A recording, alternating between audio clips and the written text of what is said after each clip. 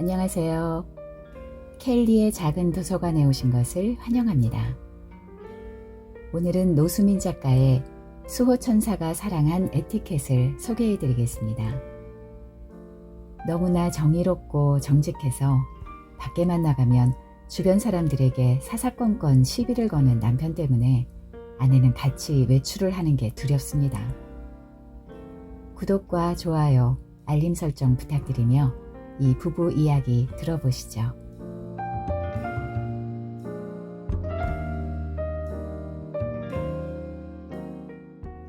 아내는 나더러 미쳤다고 한다.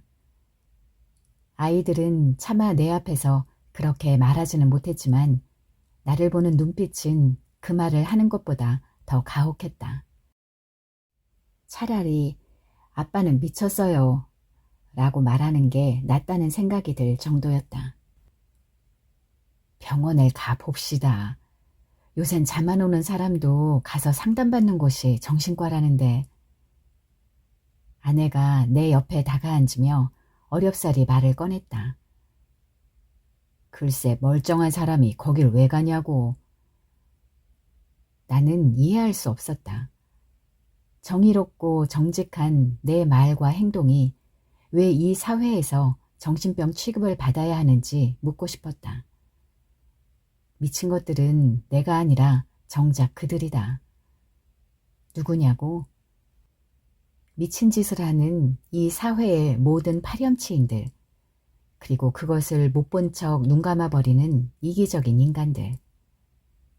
나는 틀린 것을 틀렸다고 말하고 있는데 그런 나를 내 가족과 이 사회는 미친놈으로 몰아붙이고 있다. 아내는 내 앞에서 노골적으로 미쳤다고 말하고 딸은 제 어미한테 아빠 때문에 창피해서 못 살겠다고 뒤에서 말한다. 아들은 그래도 좀 낫다. 틀린 말씀도 아니신데 왜 자꾸 아빠를 다그치세요? 아침 식탁에서 쉴 새 없이 쪼아대는 아내의 잔소리를 듣다 못해 아들이 숟가락을 놓으며 짜증 섞인 한마디를 건네고 일어선다. 같이 외출하기가 겁이 나서 그래. 사사건건 눈에 보이는 것마다 시비를 거니 사람들이 좋아하냐고. 그 사람들이 좋아하든 안 하든 난 내가 할 도리를 하는 것뿐이야. 나는 아들의 동조를 구해보지만 아들은 이미 식탁을 떠나 나에게는 관심이 없다. 이제 제발 그만 좀 하세요. 아침이고 저녁이고 식구만 모이면 화제가 그것뿐이에요. 정말 지겨워. 딸도 뜨담한 밥수저를 놓고 식탁에서 일어난다. 아이들의 아침 식사를 망쳐놓았다는 미안감에 나는 그만 입을 다물었다. 아내가 식탁에 남은 반찬과 밥을 개수대에 쾅쾅 소리나게 쏟아버리면서 훌쩍거린다. 남은 밥은 밥대로, 반찬은 반찬대로 따로 잘 챙기는 아내가 아낌없이 버리는 것은 살고 싶지 않다는 말을 하기 직전의 행동이다. 나는 갑자기 막막해지는 절망감으로 한숨을 쉰다. 내 편은 아무데도 없었다. 아내마저 소리치면 난 정말 외로워진다. 그렇게 되기 전에 어서 합의점을 찾아야 한다. 병원에 가보는 게 당신 원이야? 나는 아내에게서 다른 말이 나오기 전에 입막음을 해야 한다는 다급한 마음으로 그렇게 물었다. 그래요. 가서 상담만이라도 받아보면 난 더 바라는 거 없어. 알았어. 가봅시다. 정말? 아내가 눈물을 훔치고 얼굴을 환하게 밝히면서 나를 향해 돌아선다. 젊은 여의사는 우리를 따뜻하게 맞았다. 정신과 의사라면 어딘가 의사 자신도 사이코 기질이 엿보이는 사람일 거라고 막연히 생각해온 나의 예상을 완전히 뒤엎는 맑고 밝은 인상이었다. 선생님 수다 떠는 거 좋아하세요? 여의사가 웃음 띤 얼굴로 나에게 물었다. 딱 질색을 하죠. 아내가 얼른 내 대답을 낚아챘다. 저 어머님은 잠깐 나가 계시는 게 좋겠어요. 전 선생님하고 수다를 좀 떨어야 하거든요. 부탁합니다. 여의사는 정중하게 아내를 내보냈다. 그녀는 내 마음속을 꿰뚫어보고 있는 듯 했다. 나도 아내가 없는 자리에서 하소연을 좀 하고팠다. 비로소 그녀와 나의 대화가 아무런 방해 없이 시작되었다. 작년에 경찰 공무원을 퇴직하셨다고요?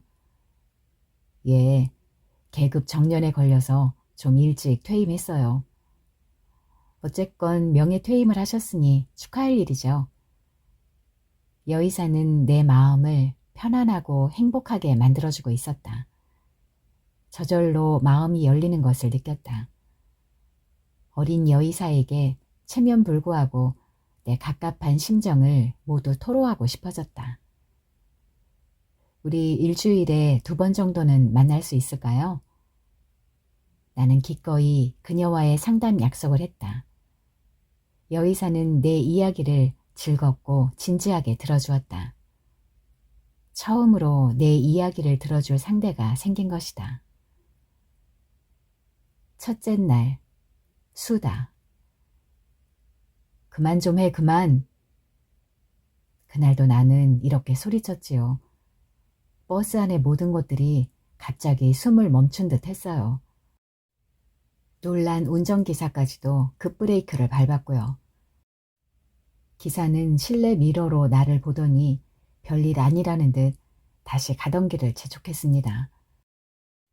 붉게 충혈된 내 눈은 차를 타면서부터 계속해서 핸드폰을 잡고 수다를 떨던 여자를 향해 있었지요. 30분째야 이 차 안에 당신 혼자 타고 있는 게 아니라고. 부부싸움한 이야기를 그렇게 하고 싶으면 내려서 하란 말이야. 여자가 스며시 핸드폰을 닫아버리더군요. 서울로 가는 직행버스가 고속도로를 달리는 동안 여자는 내내 어제 저녁 남편과 싸운 이야기를 전화 속 상대방에게 떠들어대고 있었던 거예요. 미친놈, 지가 뭐 잘한 게 있다고 오히려 큰 소리 치더라니까. 그래서 내가 당장 그년한테 가자고 하니까 그 병신 새끼가 뭐라는지 알아? 쌍스러운 욕까지 섞어가면서 자신의 우월성을 자랑하는 분위기였어요. 버스 중간에서 약간 뒤쪽으로 자리 잡은 탓에 운전석까지도 그 대화는 정확하게 전달되었습니다. 여자의 바로 앞좌석에 앉은 아내와 나는 그 여자가 우리에게 이야기를 하고 있다는 착각마저 들더라고요. 앞에 앉은 승객들 몇몇이 눈살을 찌푸리며 여자를 돌아보았지만 여자는 자기 대화에 너무 심취해서 그 따가운 눈총도 알아채지 못하는 것 같았어요. 내 고함 소리에 버스 안은 드디어 저질 부부싸움에서 해방이 되고 평화를 찾았지요. 승객들은 서울 도착까지 아직 20여 분이 남은 시간을 평온하게 보낼 수 있게 해준 나에게 박수를 보내는 분위기였습니다. 둘째 날 하이힐. 그만 좀 해, 그만. 지하철 5호선의 지하도는 유난히 깊었습니다. 나는 그 지하철로 내려가는 긴 층계 맨 아래에서 돌아서서 위를 향해 선병질적으로 외쳤지요. 바삐 걸어 올라오고 걸어 내려가던 수많은 사람들의 시선이 그 순간 모두 나에게로 쏟아졌습니다. 발꿈치 고리가 없는 샌들을 신은 젊은 아가씨만이 아직 사태 파악이 안 된 채 딱딱딱 한 계단 한 계단 내려올 때마다 한 번씩 하이힐 굽소리를 내며 걸음을 재촉하고 있었어요. 지하 층계가 울림통 역할을 하는 탓에 그 소리는 온 지하도 안에 울려 퍼졌습니다. 정말 그 소리를 참을 수가 없었어요. 내가 손가락으로 그 여자를 가리키며 소리쳤죠. 네 귀엔 그 딱딱 소리가 안 들리니? 지금 넌 내내 그 소리를 내면서 저 긴 계단을 내려왔단 말이야. 그만 좀 해. 아내는 창피하다며 나와는 상관없는 사람처럼 돌아서서 걸어가고 있었지만 나를 쳐다보던 사람들은 고개를 끄덕이며 동조하는 얼굴이었어요. 여자애가 얼굴을 붉히며 조심조심 층계를 내려오더군요. 사람들은 모두 짜증을 내면서도 차마 그 말을 못하고 있었을 뿐이었어요. 셋째 날, 핸드폰. 우리 부부는 볼 일이 있어서 외출을 했는데 점심때가 되자 아내가 오랜만에 아이들처럼 햄버거가 먹고 싶다는 거예요. 햄버거 집에 들어가 나는 미리 자리를 잡고 앉고 아내는 햄버거를 주문하러 갔지요. 젊은이들로 벅적거렸어요. 그런데 마치 내가 외계인들 세계에 와 있는 것 같은 거예요. 딩딩딩, 떼릉떼릉, 띠링띠링, 띠르륵 띠르륵, 띠딘 띠딘. 온갖 전자음과 다양한 음악들이 콩벅듯이 사방에서 나를 향해 전파를 쏘아대면서 내 뇌를 마비시키려는 것 같아서요. 처녀 아이들이 자기 얼굴만한 햄버거를 한 입 가득 베어물고는 콜라를 찔끌거리며 찰칵찰칵 포즈를 취하면서 깔깔거리는 거예요. 내가 눈살을 찌푸리며 눈치를 주었지만 더욱 나에게 보란듯이 웃어댔어요. 그뿐이 아니라 내 옆자리에는 텅 빈 공간에 대고 혼자 햄버거를 먹으며 계속 짓거려대는 녀석도 있었어요. 한 손에는 햄버거를, 한 손에는 콜라를 들고 있었는데 허공에 대고 그렇게 떠들어대는 거예요.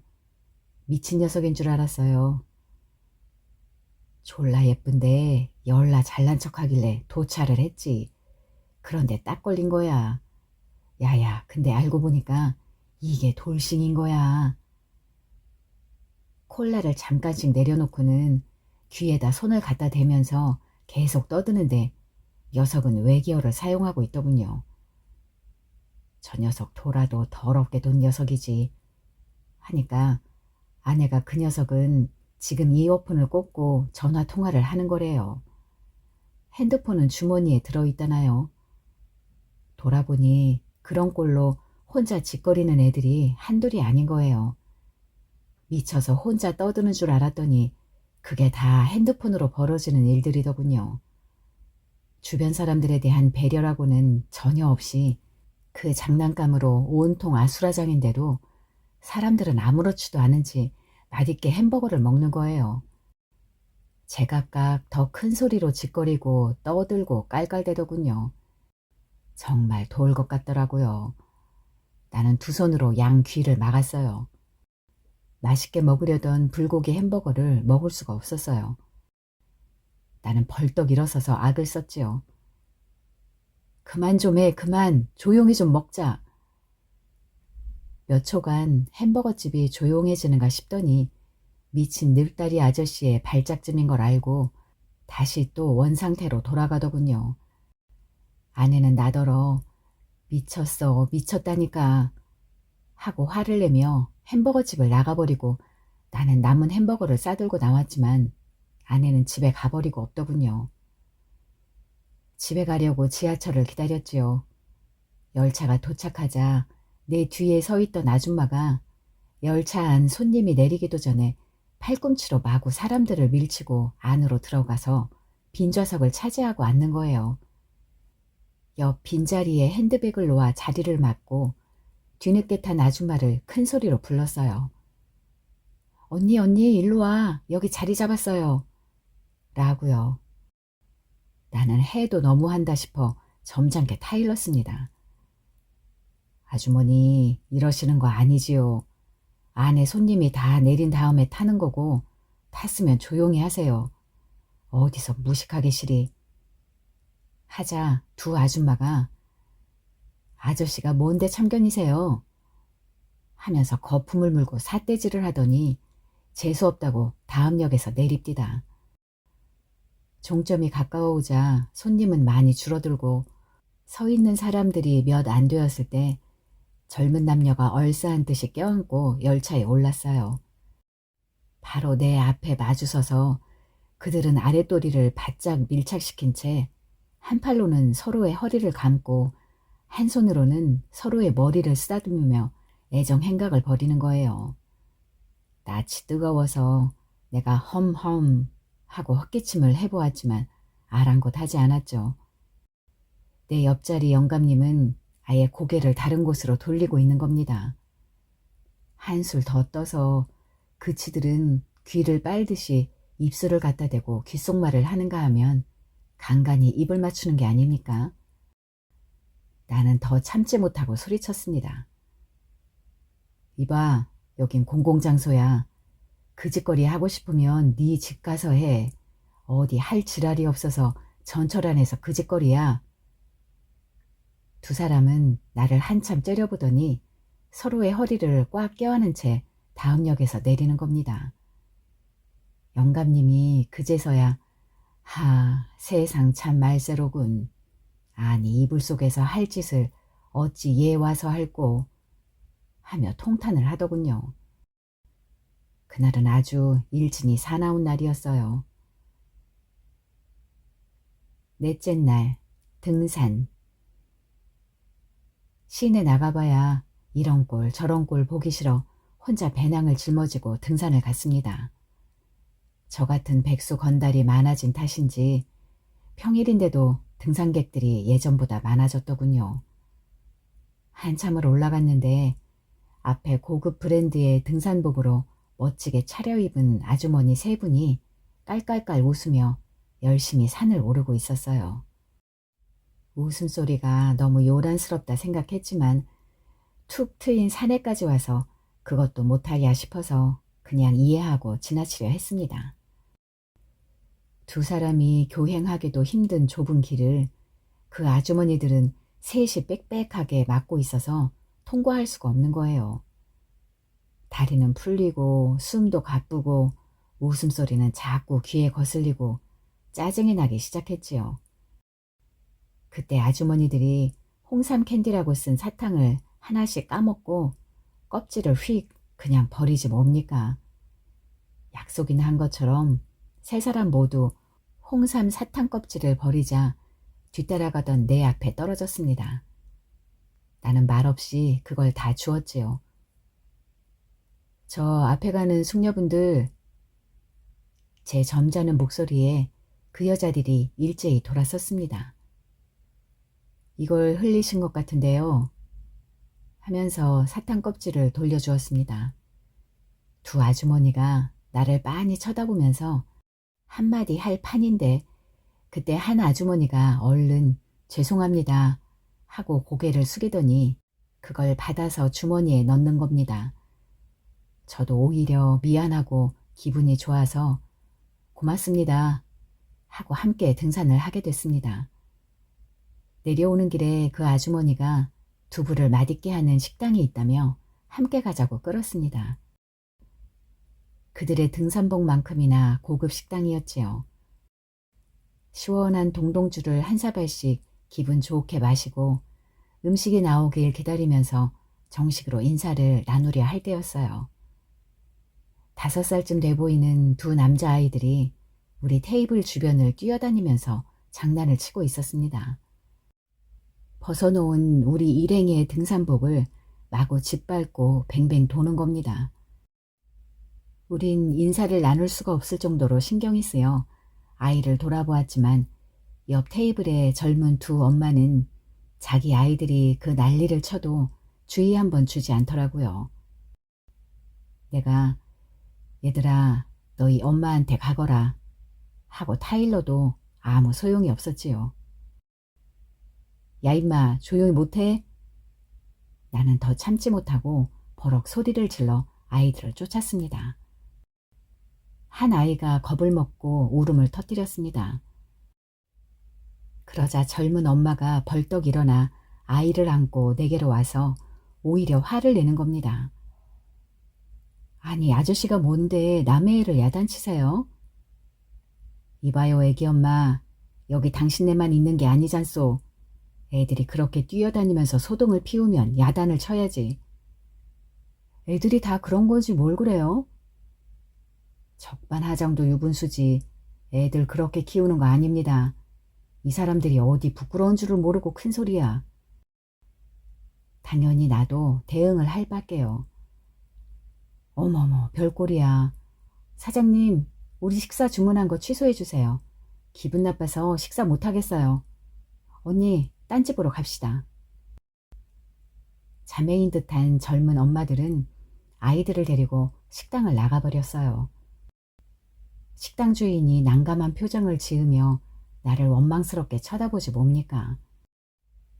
나를 데려온 등산객 아주머니들도 그 식당 단골 손님이라 그런지 주인한테 미안해서 어쩔 줄을 모르는 겁니다. 오히려 제가 죄인인 것 같은 분위기였습니다. 저 때문에 분위기를 망친 것 같네요. 그렇지만 잘못한 건 그 애들 엄마가 아닌가요? 요새 젊은 엄마들은 자기 아이들 야단 안 쳐요. 더구나 남이 야단 치는 거 아주 싫어해요. 애들 기죽인다고. 나는 정말 어이가 없었습니다. 뭔가 세상이 잘못되어 가고 있다는 생각이 들었습니다. 어색해진 식사 자리를 급히 끝내고 일어섰지요. 먼저 일어난 제가 계산도 했고요. 이건 너무 억울하지 않습니까? 마지막 날, 강박성 인격장애. 나는 5번의 상담을 하는 동안 이런저런 이야기들을 다 털어놓았다. 친절한 여의사는 진지하게 귀를 기울여 주었고 내 말이 옳다면서 장단도 맞추어 주었고 내 편이 되어 호응도 해주었다. 나는 그 외에도 운전을 하다가 창밖으로 팔을 내밀어 피우던 담배를 슬그머니 도로에 버리는 모렴치한 차를 뒤쫓아가서 호통치기, 유료 주차장인 줄 알고 들어선 주차장에서 어이 차 빼라고 하며 마구잡이로 반말을 하고 소리치는 주차 관리인의 무례함에 대해서도 모두 토로했다. 선생님이 하신 말씀은 다 옳은 말씀이십니다. 그게 바른 사회인이 지켜야 하는 에티켓이 분명한데 이 사회가 그렇지를 못하니 선생님은 당연히 화가 나는 거지요. 그렇습니다. 다수가 틀린 길로 간다고 나까지 정도가 아닌 길을 갈 수는 없지 않습니까? 틀린 것을 틀렸다고 말해야 하는데 다들 귀찮고 성가셔서 묵인하니까 점점 이 사회는 정도가 아닌 것이 정도인 것처럼 되어가는 겁니다. 선생님 말씀은 충분히 이해가 갑니다. 하지만 신경을 좀 다른 곳으로 돌려보시면 어떨까요? 네? 그게 무슨 말씀이신지. 이 모든 상황들이 선생님이나 가족들에게 스트레스가 되어 서로의 마음을 다친다면 그건 이 사회를 바로잡기 전에 선생님이 먼저 다치는 겁니다.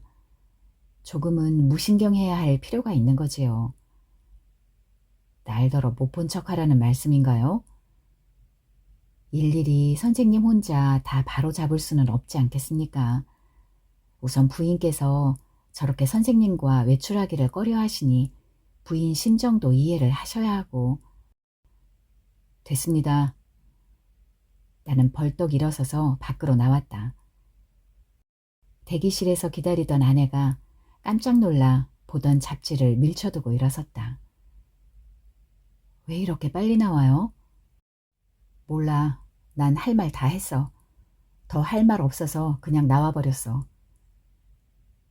의아해할 틈도 없이 아내가 여의사에게 불려 들어갔다. 꽤 오랫동안 아내는 여의사에게 붙잡혀 있었다. 한참 만에 아내가 힘없이 상담실을 나왔다. 당신도 상담할 일이 있었어? 그래요. 내가 미쳤답니다. 처방 좀 받아서 약 사러 가야 돼요. 무슨 약? 심신을 편하게 하는 약. 내 약? 당신 약? 멀쩡한 내가 왜 약을 먹어요?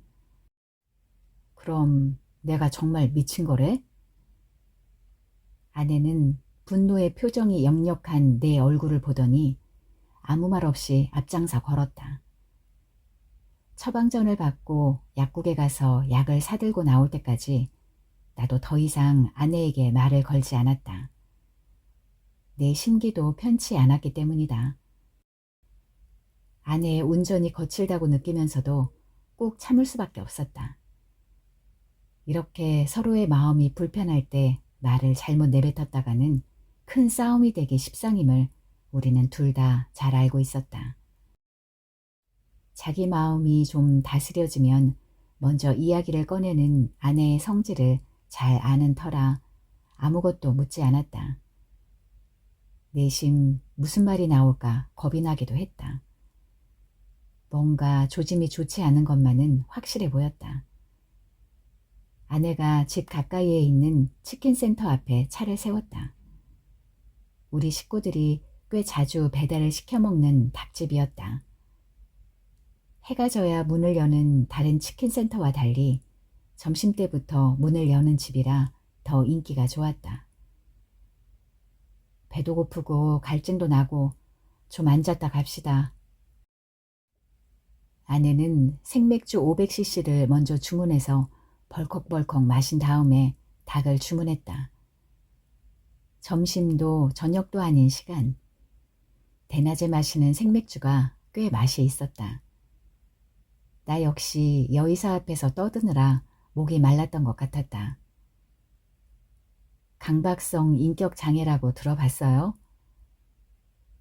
경계선 인격장애는 들어봤지. 그건 또 뭐야? 신경증과 정신증의 경계선에 있는 약간의 정신장애지. 내가 강박성 인격장애래? 그렇대요. 하도 생소한 말이라 설명 듣느라고 한참 걸렸네. 그럼 심각한 거네. 자신이 치료할 필요가 없다고 생각하는 그게 더 심각한 거래요. 당신이 매일 그러잖아. 사회가 미친 거지 자기는 정상이라고. 이번에는 내가 남은 맥주를 벌컥벌컥 다 마셔버렸다. 여의사에게 배반감이 느껴졌다. 내 말에 그렇게 장단도 잘 맞추어주고 옳다고 고개를 끄덕이더니 결과는 강박성 인격장애라니. 의사 역시 염치 없는 짓을 하는 그 인간들과 다를 바가 없는 인간이라는 생각이 들었다. 난 스스로 치료할 필요가 있다는 생각이 들어서 병원까지 간 거니까 환자가 아닌 거야. 타온약 잘 먹으면 되는 거지. 아내의 절망한 얼굴을 더 볼 수가 없어서 어떤 위로의 말이라도 해주고 싶었다. 그 약이 무슨 소용이 있을까마는 아내를 위해서 먹어줄 생각이었다. 잠이 나오겠지. 병원을 다녀온 후 아내도 아이들도 안심하는 표정이었다. 나는 외출을 줄이고 집에서 책을 읽거나 집안을 서성이며 시간을 보냈다. 아내가 챙겨주는 약은 아내가 볼 때만 먹었고 아내가 안 볼 때는 휴지에 싸서 쓰레기통에 버렸다. 낮에 약을 먹으면 나 자신이 무기력해지는 것을 느꼈고 저녁 약은 잠이 쏟아졌다.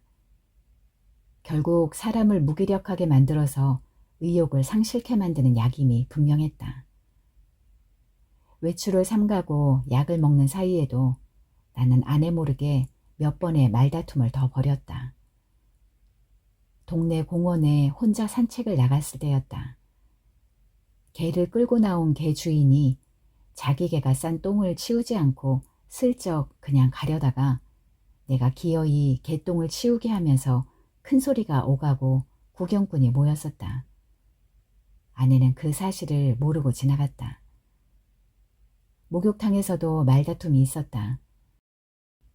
성큼성큼 목욕탕으로 들어와 샤워도 않고 탕 속으로 들어가는 덩치 큰 놈을 붙잡아 샤워하고 들어가라며 실랑이를 벌였다.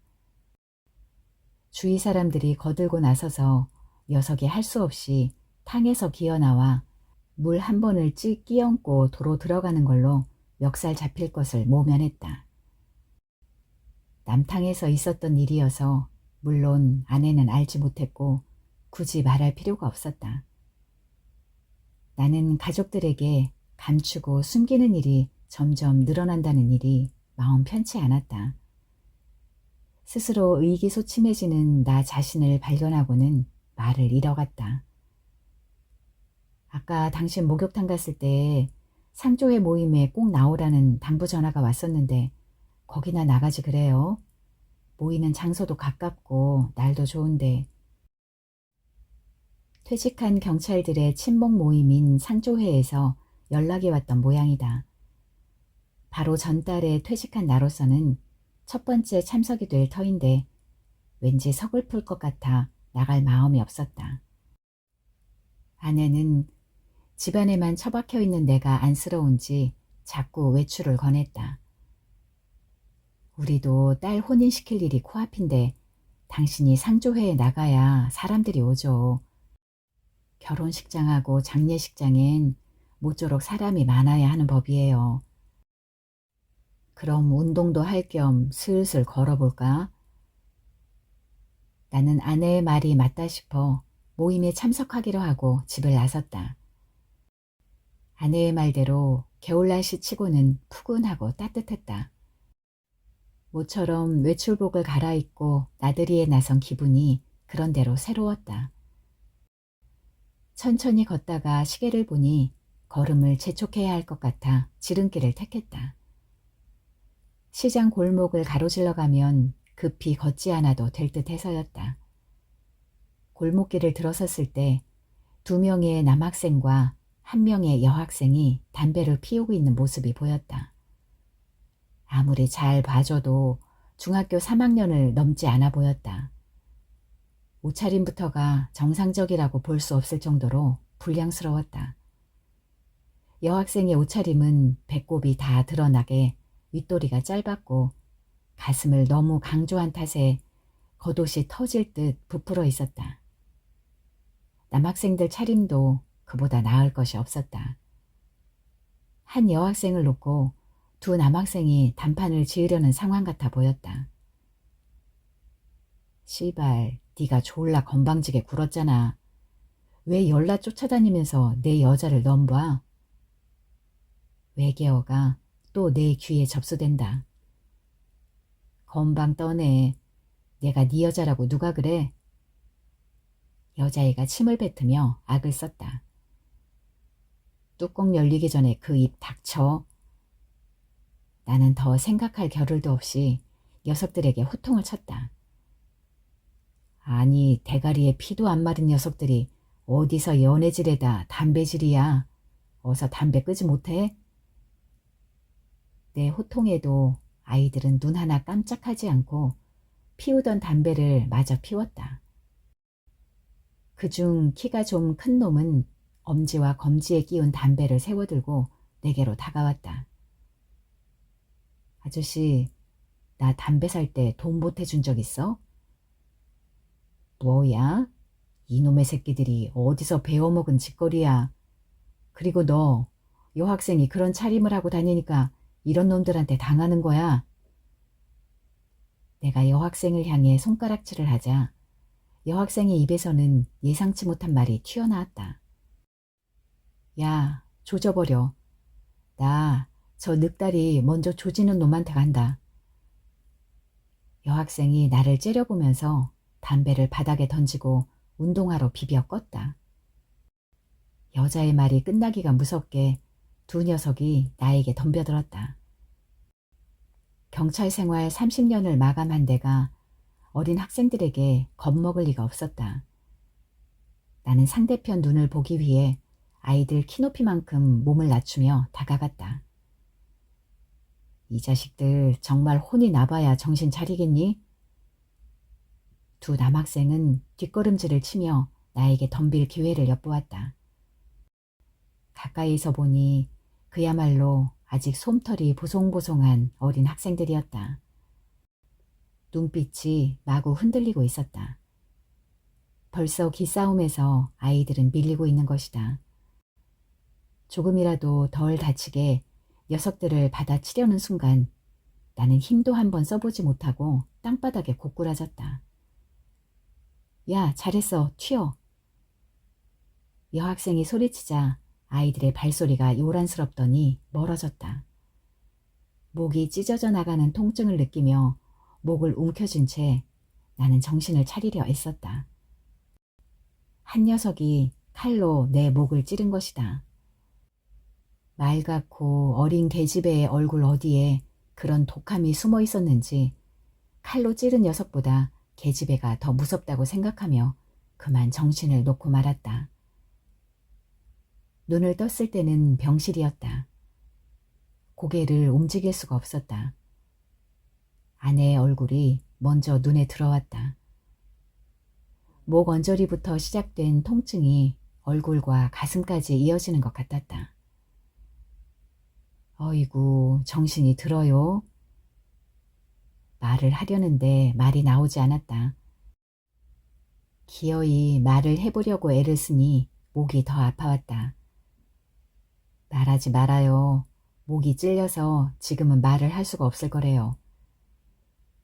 아내의 얼굴에 심통이 나 있는 걸 보니 내가 죽을 정도로 심각하지는 않은 모양이었다. 지인작 벌어질 일이 좀 늦게 벌어진 것 뿐이에요. 내 언젠가는 이런 일 당할 줄 알았다고. 내가 어떻게 된 거야? 그거야 당신이 더 잘 알지. 내가 어떻게 알아요? 상조회에서는 시간이 지나도 내가 나타나지 않자 집에 전화를 걸었고 아내는 출발한 지 오래됐다고 말하고는 걱정스러워 나를 찾아 나선 것이다.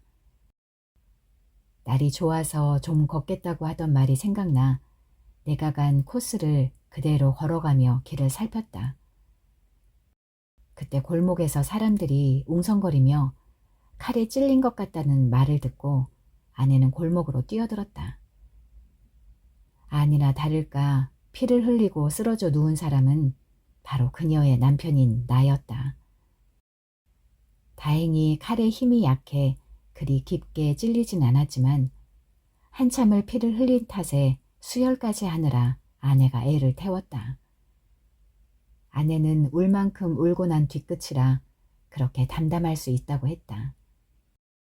아내가 가입해둔 상해보험 회사와 경찰서에서 자초지종을 조사하러 나왔지만 나는 말을 하지 못해 종이에 사건 경위를 적을 수밖에 없었다.